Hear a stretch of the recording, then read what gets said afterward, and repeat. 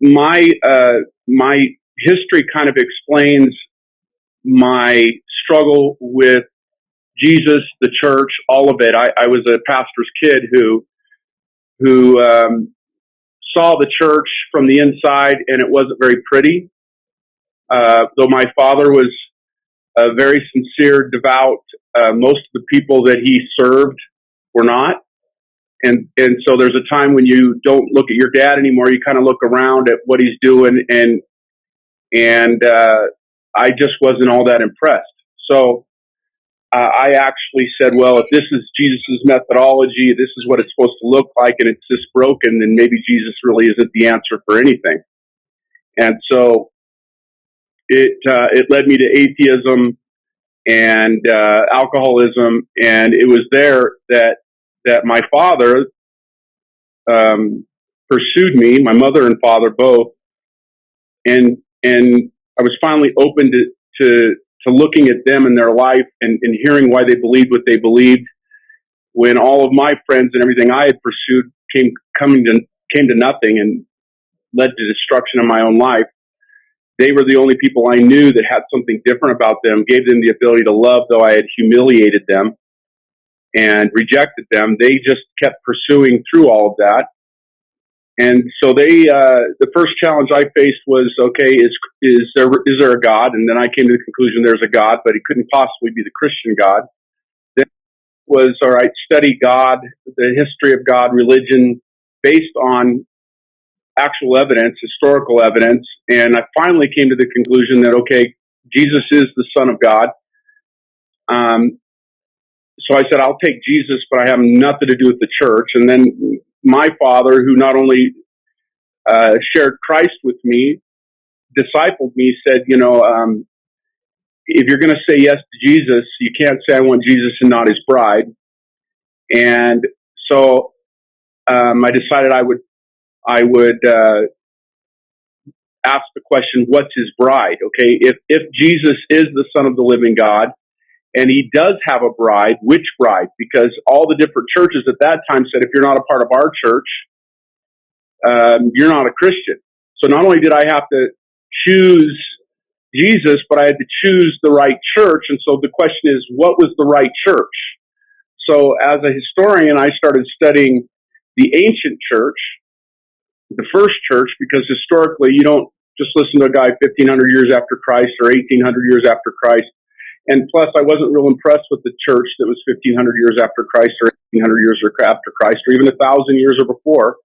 I went, all right, what was the church supposed to look like? And as I started to look at what the church was supposed to look like, I started going, this is beautiful. This is amazing. If the church looked like this, then maybe I would have never rejected Jesus, because I thought if Jesus was true and this is his plan's not very good. It stinks. But then I started to see a gap between Jesus' plan and what people were doing. And then I went, well, how did that happen? And then I went to, okay, well, there was a lack of maturity. They weren't actually discipled into being Christ followers and being Christ-like. And so then that eventually led to, well, then how did these Christians get saved and look the way they look, and what was missing?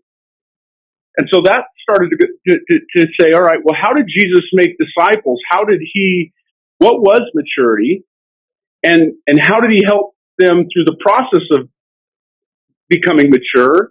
And I started to see not only that the version of maturity in the church in America was different than Jesus's, but his methodology for making people mature was different than the one we were currently using. And then that led me back to, I asked the question, where am I a disciple? I was a disciple of wrestling. And then I asked the question, how had they made me a disciple of wrestling? And then I started looking at how they had made me a disciple of wrestling, to become a person who could coach wrestling and do it well, and I was good at it. And I started to see the similarities between what they had done with me in wrestling and what Jesus had done with his guys.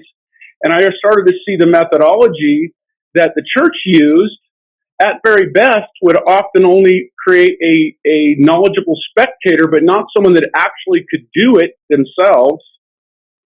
and couldn't actually train anybody else because they didn't know how to actually do it. And I started to see the differences between Jesus' church, the first church, Jesus' way of doing things, and what this box we were handed. And I started to realize that Jesus was right.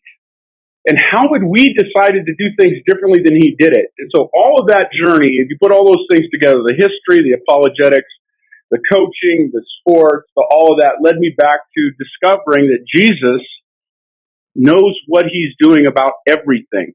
He didn't just come to die on the cross. He came to give us a methodology that's reproducible that we could actually do. He showed us how to actually make disciples. His teachings weren't just divine. His methods were. Jesus is the ultimate coach, and his goal was to create people who could actually play and then coach. Not just gather and watch him play. He was trying to raise up an army, not gather a crowd. And he's trying to raise up a team. And so put all that together, that led me to this relational, not only the difference between the church's oftentimes definition of maturity that has everything to do with knowledge and skill sets, but very little to do with loving God and loving others and relationship. I found that Jesus' definition of a mature disciple is Christ-likeness, who is the perfect picture of loving God and loving others. So if you can know what you want and you can do all kinds of stuff, if you don't actually love God and love others, if you're not relational and becoming a great lover, you're not mature. So that led me to go, what is the definition of maturity? But then it also led me to, how did Jesus help them become mature? So then it made sense that if maturity in Christ is to love God and love others, to be relational, to be in relationship, the best way to create somebody who is that is to be in relationship with them. So relationship is the means to creating somebody who is in relationship and relational. But a lot of people, they're all about the message, but they're making converts instead of disciples, and therefore, when you have an immature disciple representing the message, they actually take away the credibility of the message, and that's what we've done. I ask pastors all the time, how many people in your church are spiritually mature? And they'll say maybe 10%.